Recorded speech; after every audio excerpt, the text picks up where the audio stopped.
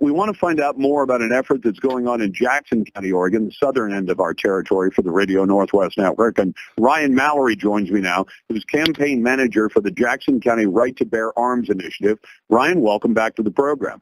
Hey, Lars. Thanks for being interested. Glad to do it. Would you mind explaining to my audience what it is you're trying to do in one county to back up the promise that was made in the Second Amendment? I sure can. In Jackson County, we're trying to amend the county charter with a petition, a ballot initiative, followed by a vote of the people, to add a Second Amendment protection ordinance that basically says our county won't spend any law enforcement manpower, finances, or elected officials' time to enforce those laws. So it doesn't supersede state law, but we feel that it buys us, one, a buffer zone in case IP43 and the mess of it went through, and then also more than just an ordinance or a resolution by your county commissioners in any county. This has to be removed the same way it went in, by a vote of the people, and we're willing to do that. By the way, it sounds like you're creating a sanctuary for Second Amendment rights. Yes, we are. Now, what do you need to help pull this off? Who do you need help from, and how many signatures, and by when? Okay, so we have a year to collect signatures, but we'd like it on this November's ballot because we're a little bit worried about IP43, of course.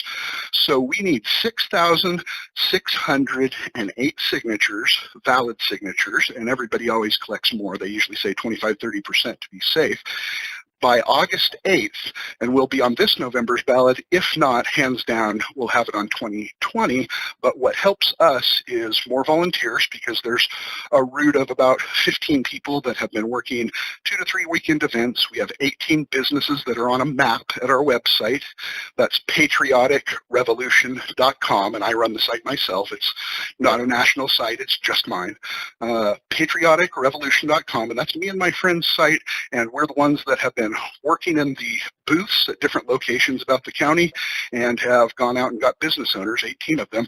They're all on a Google map at patrioticrevolution.com. That we could use signature gatherers, people that are legally willing and able to collect signatures and sign the bottom of sheets. We have quite a few of those going on. And then obviously for advertising, when the ballot initiative comes through, we'd like to get it on the radio and those kind of things. And you guys need to be paid. Those kind of things need to be paid. And donations help us. So volunteers, donations, and signatures. Just come on out, folks, and come sign it at any of the convenient locations.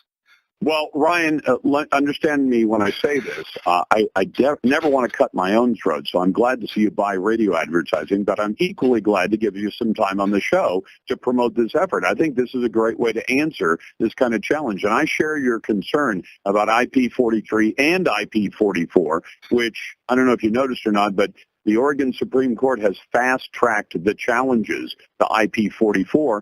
So that means 43, it sounds like. So they will be able to start gathering signatures here pretty soon on 44. And you can tell that the fix is in when the powers that be in government decide, we really want to see this one on the ballot, and they cut it some slack. And then they don't do that same kind of treatment when it comes to other ballot measures. Yeah, and when you have a population base the size of Portland, it's a little bit easier to gather their signatures, even if you have to gather 89,000 of them, than it is in a rural area where people may come into town from their property a couple of times a week. Absolutely. Ryan Mallory from Patriot Revolution. Ryan, thanks very much. Good luck to you, and I hope we see it on the November ballot, at least in Jackson County, Oregon. Glad to get your phone